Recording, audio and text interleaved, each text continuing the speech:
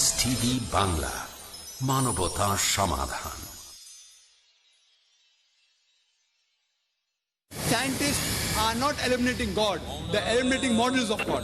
You learn Sanskrit, go back to your scripture, go back to your Vedas and realize that God is one. Division in Islam is prohibited. We understand the concept of God in Hinduism. Quran is the most positive book. Every day, more than 3,000 fetuses are being aborted in India after they identified that they're females. According to the statistics of 1996, US Department of Justice, 2,730 women are being raped every day. Every 32 seconds, one woman is being raped. I've been raped in US until the time I'm here. Islam has the solutions to the problems of the West. اقرأ أخيا ورتل القرآن اصبح بصوتك اسمع الأكوان اقرأ كلام الله داوي نفوسنا لنحس في أعماقنا الإيمان كالحجارة قسوة فإذا وعى القرآن حين لانا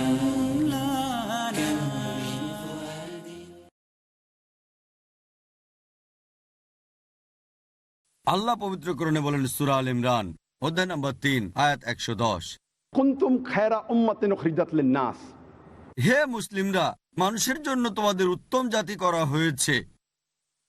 তা'মুরুনা বিল মা'রুফি ওয়া তানহাউনা আনিল মুনকার ওয়া তু'মিনুনা বিল্লাহ, কারণ আমরা ভালো কাজে আদেশ করি, মন্দ কাজে নিষেধ করি আর আল্লাহকে বিশ্বাস করি। আল্লাহ আমাদের বলেছেন মুসলিম, খায়রা উম্মাহ, মানুষের জন্য উত্তম জাতি হিসেবে প্রেরণ করা হয়েছে। আর তিনি আমাদের কারণটাও বলে দিয়েছেন, কারণ আমরা ভালো কাজের আদেশ করি, মন্দ কাজে নিষেধ করি এবং আল্লাহকে বিশ্বাস করি। আমরা মুসলিমরা যদি না বুঝে কোরআন পড়ি, কিভাবে ভালো কাজের আদেশ করব, মন্দ কাজে নিষেধ করব? আর যদি ভালো কাজের আদেশ না করি, মন্দ কাজে নিষেধ না করি, আমরা মুসলিম হওয়ার যোগ্য না, খায়রা উম্মাহ হওয়ার যোগ্য না। তাই যদি আমরা খায়রা উম্মাহ হতে চাই, যদি মুসলিম হতে চাই, আমাদেরকে বুঝে কোরআন পড়তে হবে, যাতে আমরা ভালো কাজের আদেশ দিতে পারি, মন্দ কাজে নিষেধ করতে পারি। আরবি শব্দ কোরআন এসেছে আরবি মূল শব্দ কোরা থেকে, যার অর্থ বই। একটা আরবি শব্দ ইকরা থেকেও এসেছে, যার অর্থ পড়া, যার অর্থ আবৃত্তি করা, যার অর্থ ঘোষণা করা। কিভাবে আমরা আল্লাহ সুবহানাহু ওয়া তাআলার বার্তা ঘোষণা করব আল্লাহর কথা না বুঝে? কোরআনের আরেকটা নাম আছে, সেটা হচ্ছে ফুরকান, মানে সত্য মিথ্যা নির্ণয়ের মাপকাঠি। আমরা কেবল সত্য এবং মিথ্যা আলাদা করতে পারবো যদি আমরা কোরআনের অর্থ বুঝি। কোরআনের অর্থ বোঝা ছাড়া এটা সম্ভব না যে কোরআনকে ফুরকান হিসেবে ব্যবহার করতে পারি, সত্য মিথ্যার যাচাই করতে পারি। চলুন এবার দেখি মুসলিমদের কোরআন না বুঝে পড়ার পেছনে বিভিন্ন অজুহাতগুলো কি কি। সবচেয়ে কমন অজুহাতটা হচ্ছে আমরা ভাষা হিসেবে আরবি জানি না। এখন বিশ্বের জনসংখ্যা প্রায় 600 কোটি, আর মোট জনসংখ্যার প্রায় 20 থেকে 25% হচ্ছে মুসলিম। প্রায় 130 থেকে 150 কোটি মুসলিম সারা পৃথিবীতে আছে। আর মুসলিম জনসংখ্যার মধ্যে প্রায় 15 ভাগ হচ্ছে আরব, আরও অল্প কিছু রয়েছে অনারব, যারা আরবিকে ভাষা হিসেবে জানে না। সুতরাং মুসলিমদের মধ্যে 80%-এরও বেশি হচ্ছে মুসলিম, তারা ভাষা হিসেবে আরবি জানে না। তাই সবচেয়ে কমন যে অজুহাত মুসলিমরা কোরআন না বুঝে পড়ার জন্য দেয়, তা হচ্ছে আমরা ভাষা হিসেবে আরবি জানি না। যখন একটা মানুষ জন্মগ্রহণ করে, সে কোনো ভাষাই জানে না। শিশুরা একেবারে প্রথমে মায়ের ভাষা শেখে, যাতে করে সে অন্যদের সাথে ভাব বিনিময় করতে পারে। পরবর্তীতে সে সমাজের ভাষাটা শেখে, যাতে অন্য লোকদের সাথে কথা বলতে পারে। হয়তো যে ভাষায় পড়ালেখা করে সেটাই সে শিখতে পারে। প্রায় সব মানুষই কম বেশি 2-3টা ভাষা জানে, কেউ আবার 5টাও জানে, কেউ কেউ ভাষা গবেষক। তবে অধিকাংশ মানুষই, প্রায় সবাই কমপক্ষে 2-3টা ভাষা জানে। এটা কি আমাদের দরকার না যে আমাদের সেই ভাষা জানা উচিত যে ভাষা আমাদের স্রষ্টা আল্লাহ সুবহানাহু ওয়া তাআলা আমাদের জন্য সর্বশেষ ও চূড়ান্ত বার্তা পবিত্র কোরআন দিয়েছেন? এটা কি আমাদের প্রত্যেক মুসলিমের জন্য বাধ্যতামূলক নয় যে কোরআন বোঝার জন্য আমাদের আরবি জানতে হবে? আমি জানি যে কোনো মানুষের জন্যই বাল্যকালে যে কোনো ভাষা শেখাটা সহজ ব্যাপার। তবে বয়স কোনো সমস্যা না যে কোনো মানুষের কোনো কাজ করার ক্ষেত্রে। আর ডক্টর মরিস বুকাইলির কথা আমার মনে পড়ে। আপনারা অনেকেই জানেন যে ডক্টর মরিস বুকাইলি ছিলেন খুবই বিখ্যাত সার্জন এবং বিজ্ঞানী, যাকে মেডিসিনের উপরে ফ্রেঞ্চ একাডেমি অ্যাওয়ার্ড দেওয়া হয়েছিল। আর ডক্টর মরিস বুকাইলিকে দায়িত্ব দেওয়া হয়েছিল মান্নেপ্তার মমির উপর গবেষণা করতে, অর্থাৎ ফেরাউনের দেহের মমির উপর। এ কথাটা মুসা আলাইহিস সালামের সময় হয়েছিল, যেটা উল্লেখ আছে বাইবেলে। আর মান্নেপ্তার মমির উপর গবেষণার পর যা কিং উপত্যকায় পাওয়া গিয়েছিল,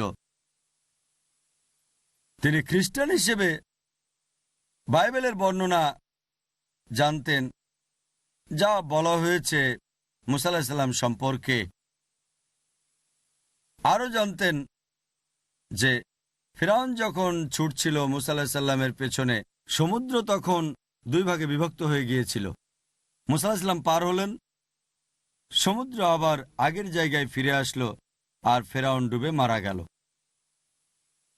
কিন্তু তিনি সৌদি আরবে যখন গেলেন, সেখানে তাকে একজন মুসলিম বলল যে কোরআন ইতিমধ্যে কথা বলেছে সূরা ইউনূস অধ্যায় নম্বর 10 আয়াত নম্বর 92 যে আল্লাহ বলেছেন, আমি ফিরআউনের দেহকে সংরক্ষণ করব পরবর্তী প্রজন্মের জন্য নিদর্শন স্বরূপ।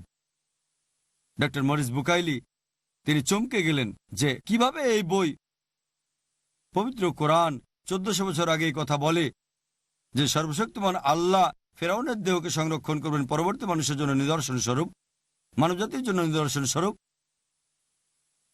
যে কথা বাইবেলেও বলা হয় নাই। আর এটাই তাকে কোরআনের অনুবাদ পড়তে প্ররোচিত করেছিল। যখন কোরআনের অনুবাদ পড়লেন, তিনি খুবই অনুপ্রাণিত হয়েছিলেন আর কোরআনের ভাষা বুঝতে চাইলেন। তাই 50 বছর বয়সে তিনি আরবি ভাষা শিখেছিলেন কোরআন ভালোভাবে বোঝার জন্য। চিন্তা করেন, একজন অমুসলিম, একজন খ্রিস্টান ভালোভাবে কোরআন বোঝার জন্য ভাষা হিসেবে আরবি শিখেছিলেন। আর গবেষণা করার পর তিনি বললেন যে বিজ্ঞানের যে বিষয়গুলো কোরআনে বলা হয়েছে, আধুনিক বিজ্ঞানের সাথে সেগুলোর সম্পূর্ণভাবে মিল আছে। আর দুঃখজনকভাবে বাইবেলে অনেক বিষয় রয়েছে যেগুলো আধুনিক বিজ্ঞানের সাথে মেলে না। আরও গবেষণা করার পর একটা বই লিখলেন, বাইবেল, কোরআন এবং আধুনিক বিজ্ঞান, যা খুবই বিখ্যাত বই। আমি বলতে যাচ্ছি তা হচ্ছে, চিন্তা করেন 50 বছরের একজন অমুসলিম খ্রিস্টান হয়েও ভালোভাবে কোরআন বুঝেছেন, ভাষা হিসেবে আরবি শিখেছেন। আর আমরা মুসলিমরা বড় অজুহাত দাঁড় করাই যে ভাষা হিসেবে আরবি জানি না। আমি বলছি না যে প্রত্যেক মুসলিমকেই ডক্টর মরিস বুকাইলির মতো হতে হবে, যে ডক্টর মরিস বুকাইলি 50 বছর বয়সে আরবিকে ভাষা হিসেবে শিখেছেন। তবে একজন মুসলিম যদি ভাষা হিসেবে আরবি নাও জানে, তাহলে তার কোনো অজুহাত দেখাতে পারবে না, কারণ সে কোরআনের অনুবাদগুলো পড়তে পারে। আর আলহামদুলিল্লাহ, পৃথিবীর অধিকাংশ ভাষাতেই পবিত্র কোরআনের অনুবাদ হয়েছে। মাওলানা আব্দুল মজিদ দারাবাদি বলেন, কোরআনের অনুবাদ করা হচ্ছে সবচেয়ে কঠিন, পৃথিবীর সবচেয়ে কঠিন বই। কোরআনের ভাষা খুবই গভীর, এটা স্বর্গীয়, খুবই পবিত্র। এটাতে কোনো কিছু সংযোজন করা যায় না, এটা পরিবর্তন করা যায় না। আর এ কারণেই কোরআন হচ্ছে অনুবাদ করার জন্য সবচেয়ে কঠিন বই। এটা শুধু অনুবাদ করা কঠিনই না, সত্যি বলতে এটা এমন একটা বই যা অনুবাদ করা অসম্ভব ব্যাপার। তারপর আলহামদুলিল্লাহ অনেক বিশেষজ্ঞ আছেন যারা বছরের পর বছর সময় ব্যয় করেছেন, যারা 1 দশকেরও বেশি সময় ধরে গবেষণা করেছেন এবং পবিত্র কোরআনের অনুবাদ করেছেন পৃথিবীর অধিকাংশ ভাষায়। যদিও আমি একমত যে কোনো অনুবাদকের অনুবাদই শতভাগ সঠিক না, কারণ অনুবাদটা হচ্ছে মানুষের হাতের করা কাজ, আর আরবি কোরআনটা সর্বশক্তিমান আল্লাহ স্রষ্টার বাণী। তা সত্ত্বেও এই অনুবাদ অন্তত কোরআনের মূল বার্তাটা জানতে আমাদের সাহায্য করছে আমাদের স্রষ্টা আল্লাহ সুবহানাহু ওয়া তাআলার বাণী। আমরা মুসলিমরা অনুবাদ না পড়ার পেছনে যে অজুহাতগুলো দেখাই তা যে আমরা খুবই ব্যস্ত পড়ালেখা নিয়ে, আমাদের কাজে আমরা ব্যস্ত ব্যবসা নিয়ে ইত্যাদি। আমাদের অনেকেই বছরের পর বছর ব্যয় করছি অসংখ্য বিভিন্ন রকম বই পড়ে স্কুল, কলেজ এবং বিশ্ববিদ্যালয়ে শুধু একটা ডিগ্রি অর্জনের জন্য। আমাদের স্রষ্টা আল্লাহ সুবহানাহু ওয়া তাআলার বার্তা পড়ার সময় কি আমাদের নেই? কোরআন পড়তে কত সময় লাগবে? আমাদের নবীজি মুহাম্মদ সাল্লাল্লাহু আলাইহি ওয়াসাল্লাম বলেছেন, এটা সহিহ তিরমিজির একটা হাদিস, যে তিনি বলেছেন 3 দিনের কম সময়ে যে কোরআন পড়ে সে কোরআন এখনো বোঝেনি। তার মানে যদি কেউ মনোযোগ দিয়ে কোরআন পড়ে কমপক্ষে তার 3 দিন সময় লাগবে কমপক্ষে। যদি কিছুটা ধীরে পড়ে হয়তো 5 দিন লাগবে, আর যদি একদিনে 1 জাজ বা 1 পারা পড়ে তাহলে হয়তো সময় লাগবে 1 মাস। আমরা কলেজ এবং বিশ্ববিদ্যালয় থেকে যে ডিগ্রি অর্জন করি তা আমাদের পৃথিবীতে সাহায্য করতেও পারে, নাও পারে। আমার জানা মতে হাজার হাজার পোস্ট গ্রাজুয়েটও আছেন যাদের চাকরি নেই। আর স্কুল, কলেজ এবং বিশ্ববিদ্যালয়ে যে শিক্ষা আমরা অর্জন করে থাকি তা যদি আপনাকে আল্লাহ সুবহানাহু ওয়া তাআলার কাছে না নিয়ে যায়, যদি আপনাদের স্রষ্টা সর্বশক্তিমান আল্লাহর কাছাকাছি না নিয়ে যায়, তাহলে এটা আখিরাতের জন্য ব্যর্থ। তাই যে শিক্ষা স্কুল, কলেজ এবং বিশ্ববিদ্যালয় থেকে অর্জন করেন সেটা দুনিয়াতে উপকার করতে পারে আবার নাও করতে পারে। আর যদি সেটা আমাদের স্রষ্টা আল্লাহ সুবহানাহু ওয়া তাআলার নিকটবর্তী না করে তাহলে আখিরাতের জন্য উপকার আসবে না।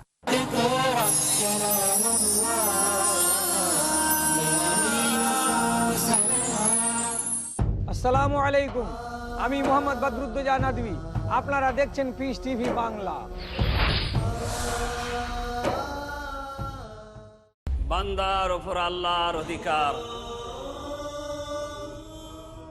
মানুষের প্রতি মানুষের অধিকার,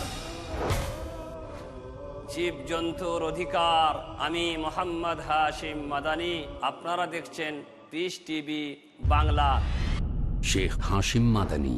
কিভাবে ইসলাম বিভিন্ন সৃষ্টিকে অধিকার দিয়ে ওদের সুরক্ষিত করেছে জানার জন্য দেখুন ইসলামী অধিকার। দেখুন অধিকার সমূহ কাল সন্ধ্যা 5টায় আর পুনঃ সম্প্রচার রাত 12টায় বাংলাদেশে পিস টিভি বাংলায়। একটি পরিকল্পিত আলোচনা। জন্ম নিয়ন্ত্রণ চিন্তাধারা কতটা ইসলামের সাথে সংগতিশীল? মানবতার কল্যাণের জন্য তারা নিজ দেশে বলছে সন্তান বাড়াও, অপরদিকে মুসলিম দেশগুলিতে জনসংখ্যা কমানো যায় এর পুরস্কার ঘোষণা করছে। উন্নতি সাধনের জন্য কোরআন হাদিসের জ্ঞান মানুষের যখন থাকে না তখনই মানুষ এই পদক্ষেপ নেয়। এটার অনেকগুলো দিক রয়েছে। ডক্টর আব্দুল্লাহ জাহাঙ্গীর, আব্দুর রাজ্জাক বিন ইউসুফ, শেখ শাহিদুল্লাহ খান মাদানী, মুফতি কাজী মোহাম্মদ ইব্রাহিম, জাহাঙ্গীর আলম। সর্বশেষ ও চূড়ান্ত ধর্ম ইসলাম। রিজিক দাতা মাতাও নন, পিতাও নন। মুসলমানের একটা আস্থা, বিশ্বাস, গোটা বিশ্বের তিনি রব। আল্লাহ তাআলা মানব জাতিকে সৃষ্টি করেছেন, এর মূল ইউনিট হলো পরিবার। বোঝেন জীবনের বার্তা, জ্ঞানগর্ভ আলোচনার মঞ্চ।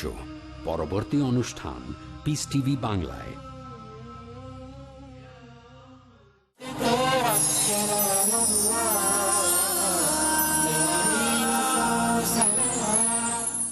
তবে কোরআন এই ব্যাপারে বলছে যে, আল্লাহ কোরআনে বলেন সূরা বাকারা অধ্যায় নম্বর 2 আয়াত 1 এবং 2, अलिफ लाम मीम ज़ालिकल किताब ला रैब फीह हुदाल लिल मुत्तकीन। এটা হচ্ছে মুসলিমদের জন্য পথপ্রদর্শক, কোনো সন্দেহ নেই যারা ভয় করে আল্লাহ সুবহানাহু ওয়া তাআলাকে। তার মানে আল্লাহ আপনাকে নিশ্চয়তা দিচ্ছেন যে এটা সুস্পষ্ট পথপ্রদর্শক, আর এটা আপনাকে অবশ্যই এই দুনিয়াতে মঙ্গল করবে, পাশাপাশি আখিরাতেরও কল্যাণ করবে। আল্লাহ কোরআনে বলেন সূরা কাহাফ অধ্যায় নম্বর 18 আয়াত 54 যে এই কিতাব যাতে সবকিছুই ধারাবাহিকভাবে বিস্তারিত আছে, যাতে মানুষের জন্য কল্যাণ রয়েছে। তবে খুব কম মানুষই শুকরিয়া আদায় করে থাকে। একই কথা আল্লাহ বলেছেন সূরা জুমার অধ্যায় নম্বর 39 আয়াত নম্বর 27 যে আল্লাহ সুবহানাহু ওয়া তাআলা অনেক দৃষ্টান্ত বিস্তারিত বলেছেন যাতে মানুষেরা উপদেশ গ্রহণ করতে পারে। যদি কোরআন পড়েন তবে অবশ্যই এই দুনিয়ার উপকার হবে, পাশাপাশি আখিরাতেরও উপকার হবে। তাই আপনি কোরআন পড়েন। যদি আরবি ভাষা না জানেন তাহলে যে ভাষা জানেন সে ভাষাতেই পড়েন। যদি ইংরেজি জানেন তাহলে ইংরেজিতে পড়েন, যে ভাষাটা সবচেয়ে ভালো বোঝেন। যদি উর্দু ভালো বোঝেন উর্দুতেই পড়েন। যদি হিন্দি বোঝেন হিন্দিতে পড়েন। যদি ফ্রেঞ্চ বোঝেন ফ্রেঞ্চ ভাষায় পড়েন। যদি জার্মান বোঝেন তাহলে সে ভাষাতে পড়েন, যে ভাষাটা আপনি সবচেয়ে ভালো বোঝেন। আর হোক সেটা ইংরেজি অনুবাদ, উর্দু অনুবাদ, হিন্দি অনুবাদ, ফ্রেঞ্চ অনুবাদ বা জার্মান অনুবাদ, অন্তত পবিত্র কোরআনের অনুবাদ পড়েন, যাতে করে আপনার স্রষ্টার কথা বুঝতে পারেন। আমি একটা উদাহরণ দিচ্ছি। ধরেন আপনার খুব ঘনিষ্ঠ একজন বন্ধু, সে একজন জার্মানি থেকে আসলো আর বোম্বেতে কয়েক সপ্তাহ থাকলো। সে একজন জার্মান, ভালো ইংরেজি বলতে পারে না, তবে আপনার সাথে ভাব বিনিময় করেছে। সে আপনার সাথে কয়েক সপ্তাহ বোম্বেতে থাকলো, আবার জার্মানিতে ফিরে গিয়ে আপনাকে জার্মান ভাষায় চিঠি লিখল। যেহেতু সে ভালো ইংরেজি বলতে পারে না, ভালো লিখতে পারে না, তাই চিঠিটা লিখলো জার্মান ভাষায়। এখন চিঠিটা পাওয়ার পর আপনি জার্মান বুঝবেন না, তখন কি করবেন? স্বাভাবিকভাবেই সে আপনার ঘনিষ্ঠ বন্ধু, চিঠিটাকে তখন অনুবাদ করবেন। আপনি জানতে চাইবেন আপনার ভালো বন্ধু জার্মানি থেকে কি বলছে আপনাকে, চিঠিটাকে অনুবাদ করবেন আপনি। আপনি কি জানতে চাইবেন না? আমাদের স্রষ্টা আল্লাহ সুবহানাহু ওয়া তাআলা সর্বশেষ চূড়ান্ত বার্তায় কি বলেছেন? আপনাকে কোরআনের অনুবাদ করতে হবে না। কোরআন আলহামদুলিল্লাহ ইতিমধ্যে পৃথিবীর প্রধান প্রধান ভাষাগুলোতে অনুবাদ করা হয়ে গেছে। অনেক মুসলিমই মনে করে যে কোরআন শুধুমাত্র মুসলিমদের জন্য এসেছে, কোরআন কোনো অমুসলিমদের জন্য নয়। আল্লাহ কোরআনে বলেন সূরা ইব্রাহিম অধ্যায় নম্বর 14 আয়াত নম্বর 1, अलिफ लाम रा। এই হচ্ছে কিতাব যা আল্লাহ তোমাকে দিয়েছেন যাতে তুমি মানব জাতিকে পথ দেখাতে পারো অন্ধকার থেকে আলোর দিকে। আল্লাহ বলেছেন এই কিতাব কোরআন নবী মুহাম্মদ সাল্লাল্লাহু আলাইহি ওয়াসাল্লামকে দেওয়া হয়েছে যাতে করে তিনি মানব জাতিকে অন্ধকার থেকে আলোর পথ দেখাতে পারেন। আল্লাহ কোরআনে বলেন সূরা ইব্রাহিম অধ্যায় নম্বর 14 আয়াত নম্বর 52 যে এটা মানব জাতির জন্য বার্তা, যাতে এর থেকে তারা বুঝতে পারে আল্লাহ কেবলমাত্র একজন, মানুষ যেন এর থেকে উপদেশ গ্রহণ করে। কোরআন বলছে সূরা বাকারা অধ্যায় 2 আয়াত 185 রমজান মাসেই পবিত্র কোরআন নাজিল করা হয়েছে মানব জাতিকে পথ দেখানোর জন্য, সত্য আর মিথ্যাকে আলাদা করার জন্য। এই পবিত্র কোরআন রমজান মাসে নাজিল করা হয়েছে মানব জাতিকে পথ দেখানোর জন্য, শুধু মুসলিম বা আরবদের জন্য নয়, সমগ্র মানব জাতির জন্য, সত্য এবং মিথ্যার পার্থক্যকারী রূপে। আল্লাহ বলেন সূরা আল জুমার অধ্যায় নম্বর 39 আয়াত নম্বর 41, আমি তোমাকে এই কিতাব দিয়েছি, নবী মুহাম্মদ সাল্লাল্লাহু আলাইহি ওয়াসাল্লামকে, যাতে করে তুমি মানুষকে পথ দেখাতে পারো। কোরআন বলছে না যে কোরআন নাজিল করা হয়েছে নবী মুহাম্মদ সাল্লাল্লাহু আলাইহি সাল্লামের উপর শুধু মুসলিম আরবদের পথ দেখাতে, বলছে যাতে সমগ্র মানব জাতিকে পথ দেখাতে পারো। তারপরও কিছু মুসলিম রয়েছে যারা অমুসলিমদের কোরআন পড়তে দেয় না, এই ভেবে যে এই অমুসলিম কি বুঝবে কোরআনের, এরা তো অমুসলিম, এরা মুশরিক, এরা কাফির, এরা কোরআনের কি বুঝবে, আর নিজেদেরকে সেরা মনে করে। আপনি কি জানেন কোরআন নাজিল হয়েছে 1400 বছর আগে? যে সময় আরবে কোরআন নাজিল হয় সে সময়টাকে বলা হয়েছে আয়ামে জাহেলিয়া, অজ্ঞতার যুগ। আর কোরআন নাজিলের আগের সময়টাতে আরবরা পৃথিবীর সবচেয়ে অজ্ঞ জাতি হিসেবে পরিচিত ছিল। চিন্তা করেন, এই কোরআন আরবের জীবনধারাকে বদলে দিয়ে তাদেরকে করেছে পৃথিবীর আলোর মশালবাহী। তাই কোরআন যখন 1400 বছর আগে এই লোকদের বদলে দিয়েছে, তাহলে কেন এখনকার সময়ের অমুসলিমদের বদলে দিতে পারবে না? এখন তো অন্ধকার যুগও নয়, ইতিহাস আমাদের বলে সেটা ছিল আয়ামে জাহেলিয়া, অন্ধকার যুগ। আল্লাহ কোরআনে বলেন সূরা আম্বিয়া অধ্যায় নম্বর 21 আয়াত 107, ওয়ামা আরসালনাকা ইল্লা রাহমাতাল লিল আলামিন, যে আমি তো তোমাকে প্রেরণ করেছি সমগ্র মানব জাতির রহমত হিসেবে, সমগ্র সৃষ্টির রহমত হিসেবে, সমগ্র দুনিয়ার রহমত হিসেবে। নবী মুহাম্মদ সাল্লাল্লাহু আলাইহি সাল্লাম শুধু মুসলিম বা আরবদের জন্যই নন, সর্বশেষ এবং চূড়ান্ত নবী ছিলেন সমগ্র মানব জাতির জন্য। পবিত্র কোরআনে সূরা সাবা অধ্যায় 34 আয়াত 28 বলছে, ওয়ামা আরসালনাকা ইল্লা কাফাতাল লিন-নাস বাশীরা ওয়া নাযীরা, আমি তোমাকে সারা দুনিয়ার নবী হিসেবে প্রেরণ করেছি, সুসংবাদদাতা এবং পাপের জন্য সতর্ককারী হিসেবে। তারপরও মানুষের মাঝে অধিকাংশই তা জানে না।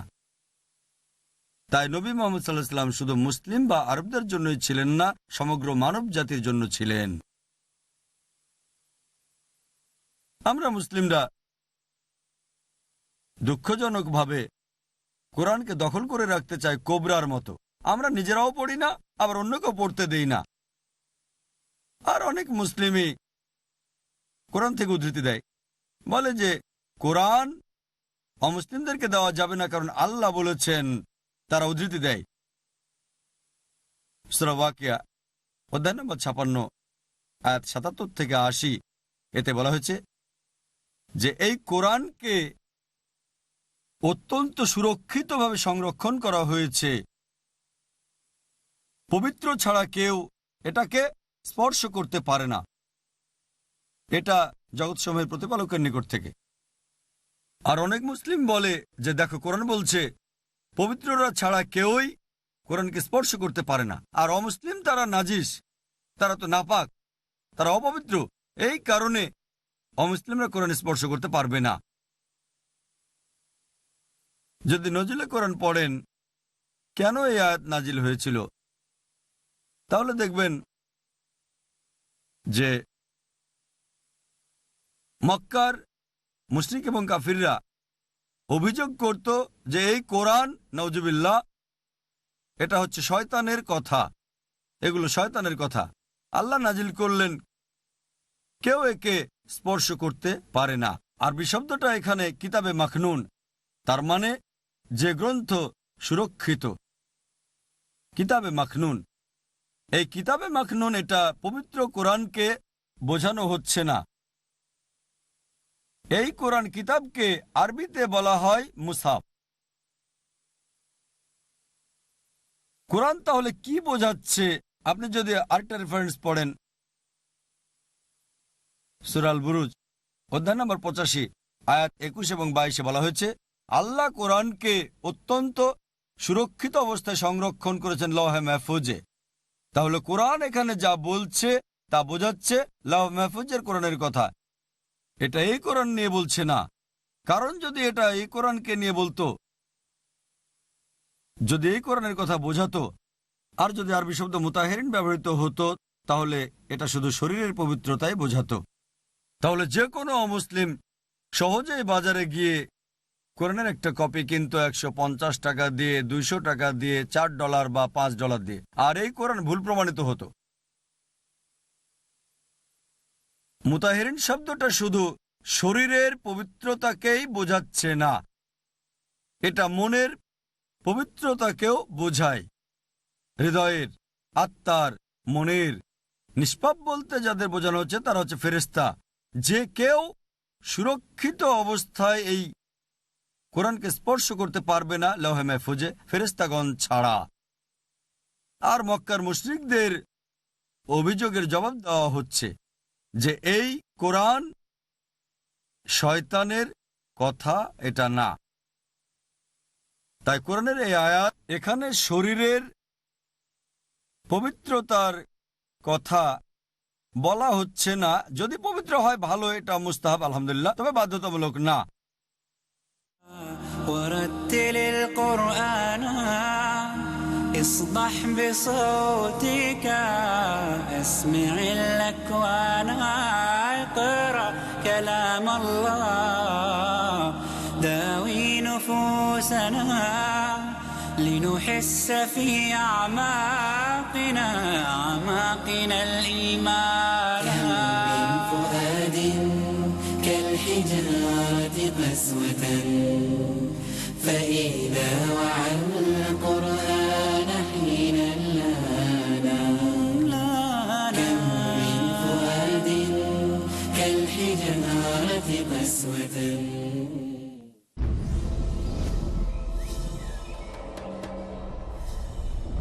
ইসলাম থেকে দূর, অবৈধ সম্পদের মোহ, বিপথে গমন, অপসংস্কৃতির চর্চা, আরো অনেক সমস্যা, হতাশাগ্রস্ত যুব সমাজ। কেন আমাদের যুবকের জন্য জরুরি ইসলামের আলো, আধুনিক সভ্যতা ও আমাদের যুব সমাজ। আজ রাত 11:30 বা পুনঃ সম্প্রচার সকাল 10:30 বাংলাদেশে পিস টিভি বাংলায়। ডক্টর জাকিরের আন্তরিক বার্তা, আপনার বেহেশত কোথায়? সহিহ বুখারীতে উল্লেখ আছে 8 নম্বর খণ্ড কিতাবুল আদাব অধ্যায় নম্বর 2 হাদিস নম্বর 2। একজন লোক নবীজির কাছে আসলো এবং তাকে জিজ্ঞেস করলো, হে রাসূলুল্লাহ সাল্লাল্লাহু আলাইহি সাল্লাম, আমার সম্মানের এবং ভালোবাসার বেশি হকদার কে? নবীজি বললেন, তোমার মা। লোকটি বলল, তারপর কে? নবীজি বললেন, তোমার মা। লোকটি আবার জিজ্ঞেস করলো, তারপর কে? নবীজি বললেন, তোমার মা। লোকটি চতুর্থবার জিজ্ঞেস করলো, তারপর কে? নবীজি বললেন, তোমার বাবা। তার মানে 4 ভাগের 3 ভাগ অর্থাৎ 75% যায় মায়ের দিকে এবং 4 ভাগের 1 ভাগ অর্থাৎ 25% যায় বাবার দিকে। সংক্ষেপে মা পাচ্ছেন গোল্ড মেডেল, সিলভার মেডেল এবং ব্রোঞ্জ মেডেলটাও মা পাচ্ছেন। বাবাকে সান্ত্বনা পুরস্কারটা নিয়ে সন্তুষ্ট থাকতে হচ্ছে। এটা সুনানে নাসাইতে উল্লেখ করা আছে কিতাবুল জিহাদ অধ্যায় নম্বর 6 হাদিস নম্বর 3106। নবীজি সাল্লাল্লাহু আলাইহি ওয়াসাল্লাম বলেছেন, জান্নাত তোমার মায়ের পায়ের নিচে। Piece TV Bangla.